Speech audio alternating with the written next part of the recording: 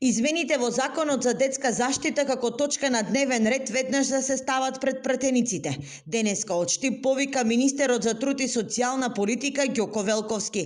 Со можноста да се полага писмено, ќе се одблокира процесот за добивање на лиценци за негователки и воспитувачки и конечно ќе се реши проблемот со недостатокот од кадар во градинките.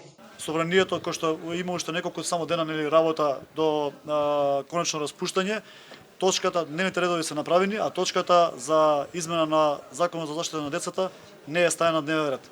И еве, наместо да се грижиме за 5000 дечиња кои што не се во детските градинки, да се грижиме да имаме негователи, воспитувачи и друг стручен кадар кој што ќе дојде веднаш после избори во постапка за да можеме да ги ставиме во процесот за вработување.